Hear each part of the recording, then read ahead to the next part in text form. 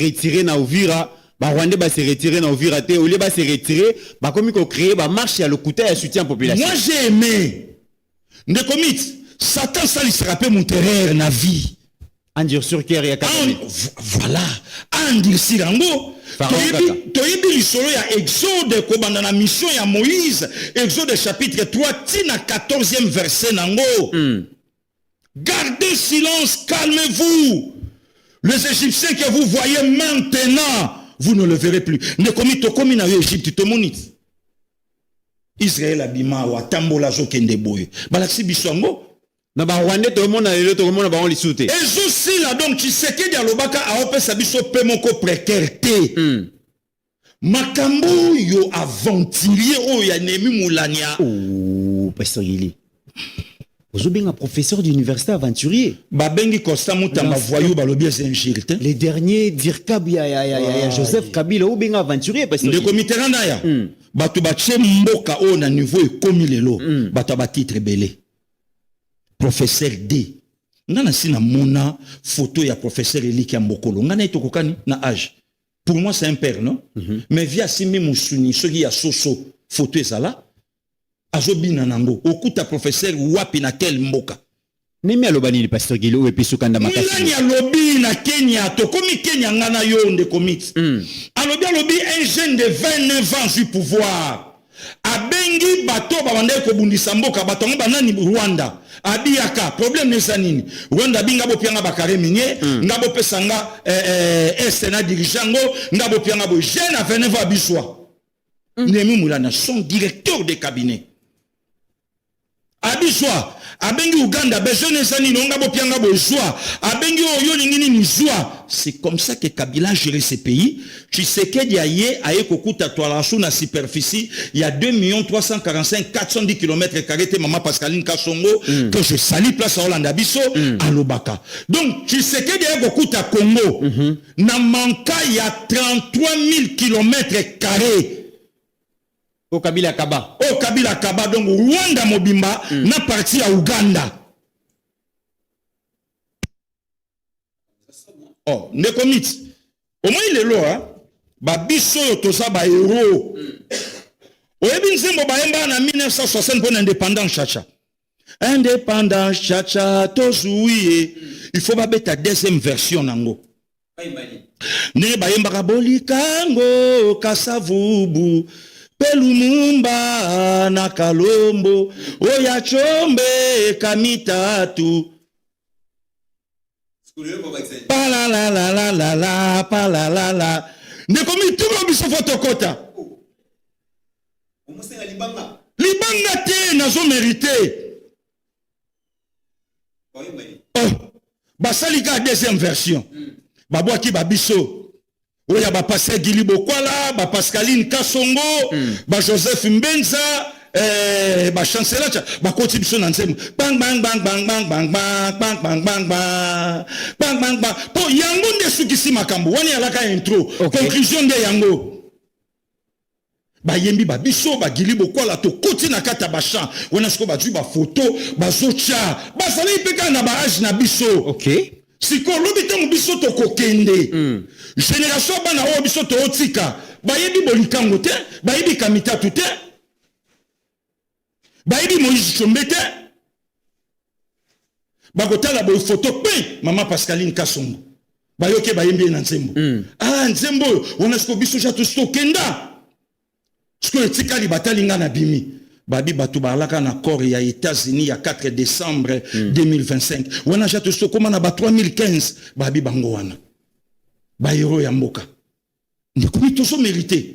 Donc si aujourd'hui États-Unis a monima tala ne komi mokile sama na lisolo yango yo kaka diplomatie en un mot diplomatie ça lisolo a sololi voilà en un mot diplomatie ça lisolo ouais Asololi Facha Sololi Pembe. Asololi Pembe. D'accord. Sur Asololi Pembe, tolanda extrait il y a vidéo oyo il y a président il y a conférence épiscopale nationale du Congo, monseigneur Fulgence Mouteba, ou azali bongo archevêque ya ville ya Lubumbashi. Qu'est-ce qu'il a dit par rapport à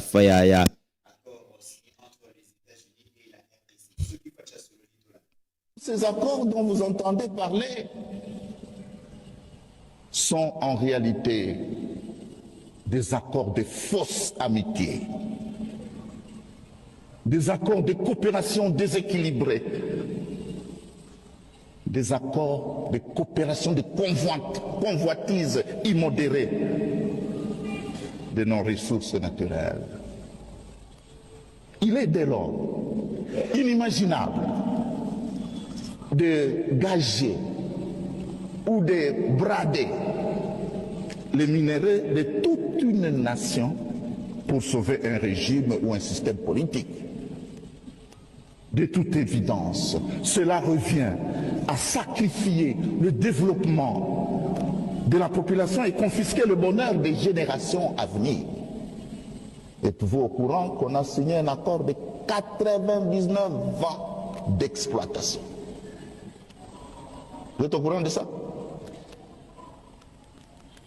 99 ans.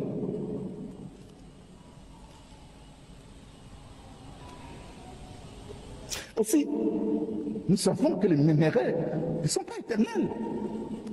Ce sont des ressources, comme on dit, renouvelables. Mais comment peut-on boucher, hypothéquer l'avenir d'une nation pour 99 ans?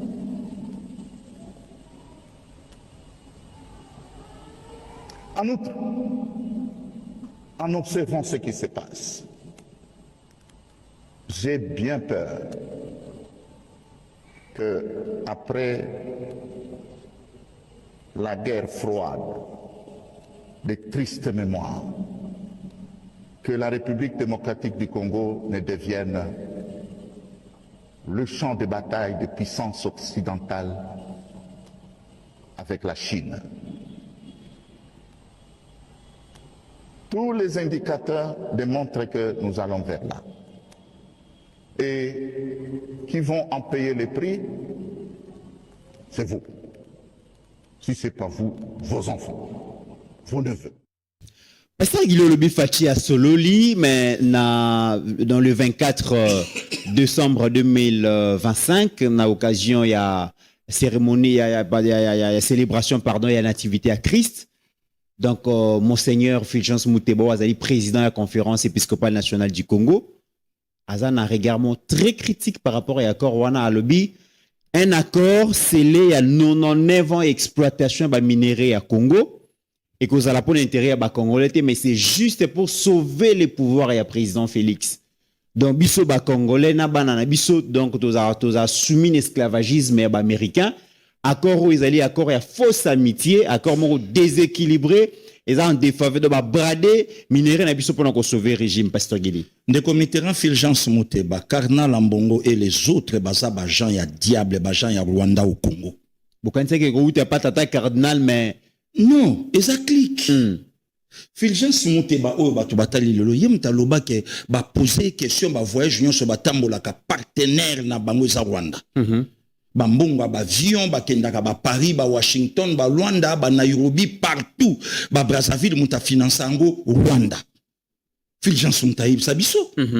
Ani loko loba na bisote. Au moment que États-Unis a commencé à pression, oh makamunyon se moni, lokola M23, l'FC bazo lukaba manipuler population, bango siko bazo ya po ba manipuler encore ba fidèles catholiques, au moment que batuba na posa prière.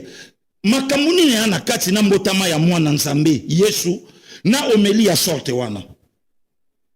Voilà, des comités en place, Seigneur a raison. Que lorsque vous verrez l'abomination de la désolation dont a parlé le prophète Daniel, établi dans les lieux saints, que c'est lui qui lit, fasse attention. Bah sorte à ma prédication, il y a boyé. Des comités en simple et loco privé. Et ça, n'a monopole, mon côté une église catholique. À cause d'un impact, il y a un pays laïque, le quoi la République démocratique du Congo. Comment? Parce que l'ingabala qui s'en a opinion que accord wana oyo pouvoir célébrer en réalité, ils allaient encore y a bradage à minerai à Congo. Oh, mais dans 99 ans. Mais moko ya membre na bango, oya yamba bango na kilote. Moko ya membre na bango azala clair ya koloba yango que na Congo ba minerai ça soute tout ceci là. Siko bradage na régime outil wapi. Ne komit foko yeba. omoni Fulgence Muteba toyende ko pa mokalelo Muteba zwaki Jacob azwaki cop ouais cop ni ya kolobisa Jida na traître Jida soki na Satan c'est Muteba Fulgence mais finalement ba avec bazo lukanini na régime parce que basa na cop nga na betela oli solo de komiti bato ndenge toyoka batwaka mbongo moko na 2018 po Alexa Martin Fayulu par force siko moyen bazo mbongo wana ezate balakaka bato bapia bango mbongo ba partenaire bopia bisotan to sala par tout le moyen pour faire partie du Tshisekedi na pouvoir rôle na bango ba jouer nde comité langa ya toyoka lisolo ngana yo to confirmer te fin 2021 bato balakaka ba partenaire na bango ke Tshisekedi ya kota 2022 te ba sala réunion na ba diplomate awa je crois 4 ou 6 diplomates do ambassade basalaka bango na missioni basala réunion awa objectif na bango Tshisekedi ya kota 2022 te bato yo bana makambo ebele pour la mboka na biso donc en réalité de commit il faut bayoka pasi po Tshisekedi a frapper likolo bayoka pasi ouais bango babi ba ko défendre peuple quel peuple bango ba